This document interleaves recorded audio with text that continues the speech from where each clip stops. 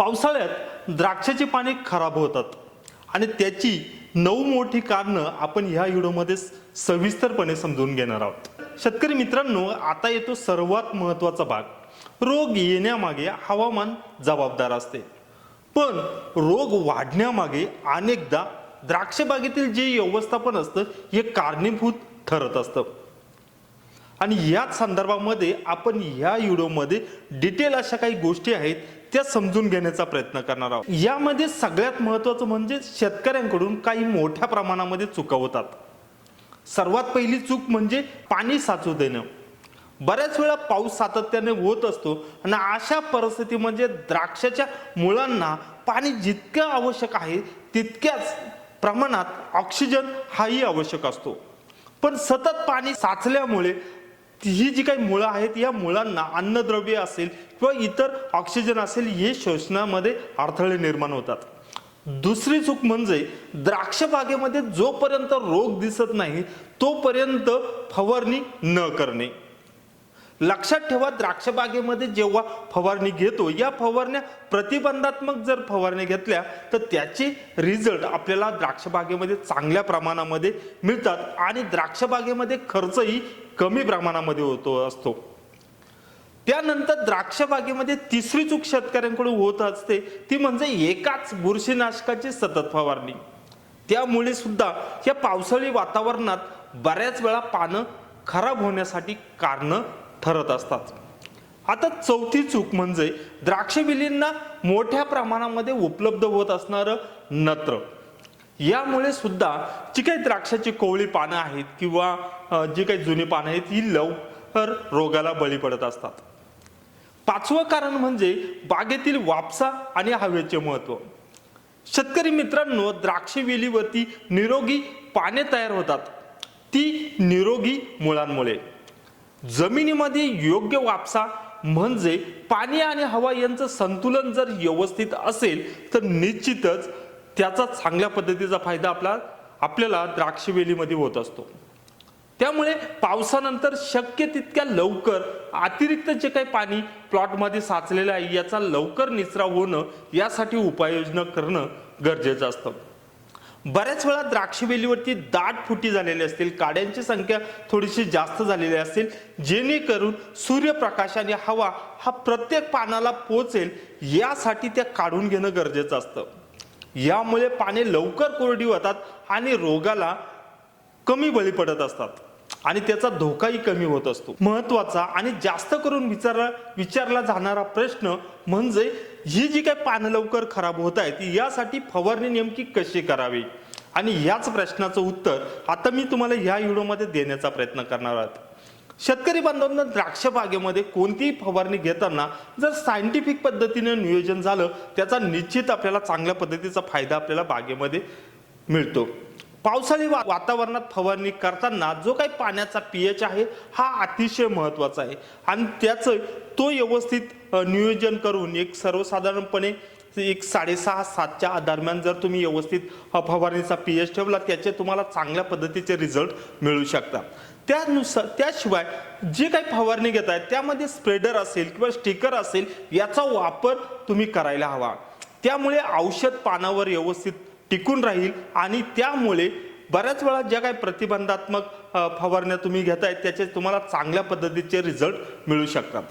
मग या फवारण्या घेताना जर पाऊस सातत्याने होत असेल, पानं ओली राहत असेल, यामध्ये हे जे काही कॉपर युक्त बुरशीनाशक आहे यांचा वापर तुम्ही द्राक्ष बागेमध्ये करू शकता। जर द्राक्ष बागेमध्ये सातत्याने पाऊस होते, रोगांचं थोडंसं जास्त प्रमाणामध्ये वाढतोय तर अशा परिस्थितीमध्ये तुम्ही यांचा वापरही तुम्ही द्राक्ष बागेमध्ये करू शकता। बऱ्याच वेळा ह्या कोसाइडचा जे काही पार्टिकल्स आहे हे थोडेसे कमी आकाराचे कॉपरचे असल्यामुळे याचे आपल्याला बऱ्याच वेळा द्राक्ष बागेमध्ये चांगल्या पद्धतीचे रिझल्ट दिसू शकतात।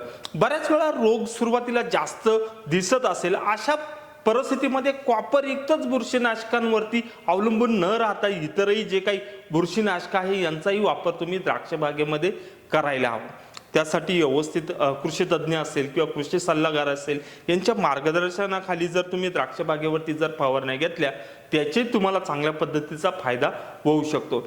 आता कॉपरयुक्त बुरशीनाशके द्राक्ष वेलीमध्ये पावसाळी वातावरणात कधी वापरावी हाही महत्त्वाचा प्रश्न ठरतो। द्राक्ष वेलीमध्ये किंवा द्राक्ष प्लॉटमध्ये सलग पाऊस होत असेल आणि हा पाऊस थांबल्यानंतर हवामान थोडंसं क्लिअर झाल्यानंतर किंवा द्राक्ष वेलीमध्ये रोगाची कुठेतरी तुम्हाला सुरुवात झालेली दिसते, अशा परिस्थितीमध्ये तुम्ही कॉपरयुक्त बुरशीनाशकांचा वापर करू शकता।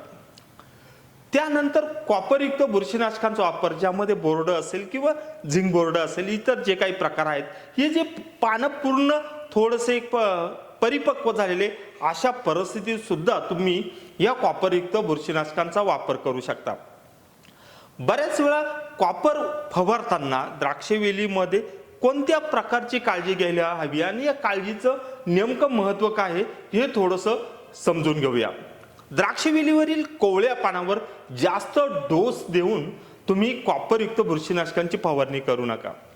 जे काही कोणतेही बुरशीनाशक असतील यांचे व्यवस्थित डोस असेल किंवा त्याच पद्धतीनं तुम्ही व्यवस्थित प्रमाणात घेऊन आणि व्यवस्थित द्राक्षवेलीवरती कव्हरेज मिळेल या पद्धतीनं तुम्ही फवारणी घ्यायला हवी।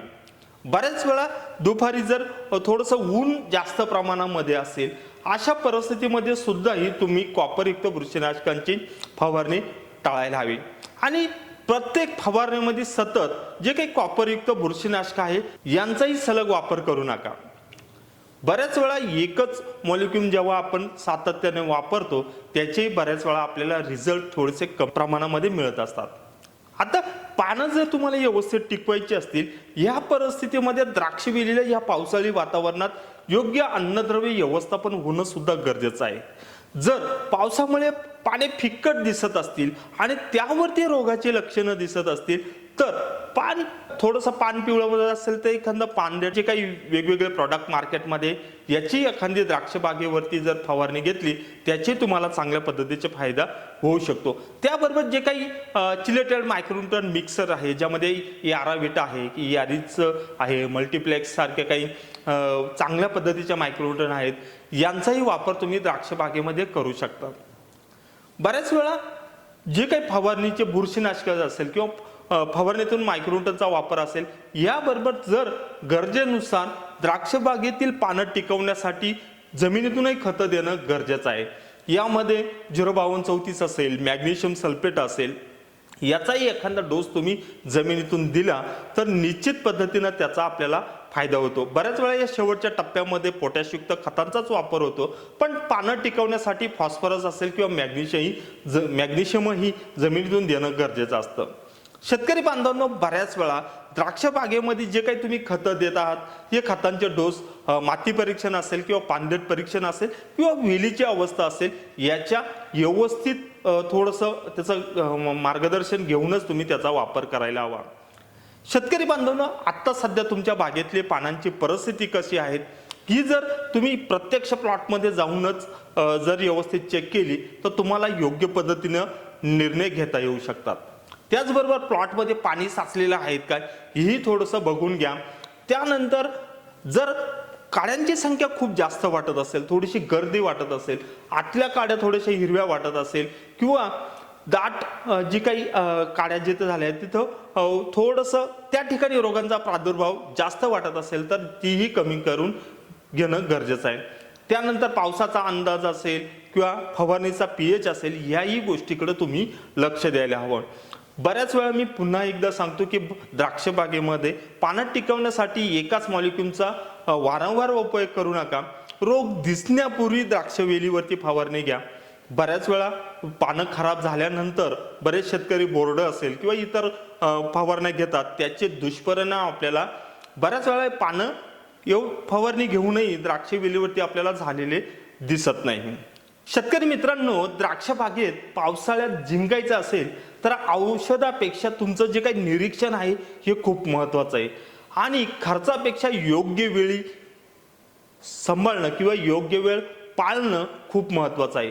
निरोगी पाने म्हणजे चांगली अन्न निर्मिती आणि चांगली अन्न निर्मिती म्हणजेच मजबूत वेल आणि मजबूत वेल म्हणजेच पुढील हंगामात अधिक दर्जेदार उत्पादन आणि जास्त जर तुम्ही आजपासून ही जी काही 9 तत्व मी तुम्हाला या व्हिडिओमध्ये सांगण्याचा प्रयत्न केलाय ही व्यवस्थित पाळली तर पावसाळ्यात पानं संदर्भात तुम्हाला व्यवस्थित द्राक्षवेलीमध्ये काम करता येईल आणि पुढे जाऊन तुम्हाला फळ छाटणीमध्ये त्याचा निश्चित फायदा होईल. शेतकरी बंधूंनो, हा व्हिडिओ आवडला असेल तर लाईक जरूर करा, इतर द्राक्ष बाग मित्रांसोबत शेअर जरूर करा आणि अशा सायंटिफिक प्रात्यक्षिक मार्गदर्शनासाठी आमचा चॅनल सबस्क्राईब करा आणि कॉमेंटमध्ये नक्की सांगा तुमच्या द्राक्ष बागेत सध्या पानावर नेमकी कोणती समस्या दिसत आहेत. नमस्कार.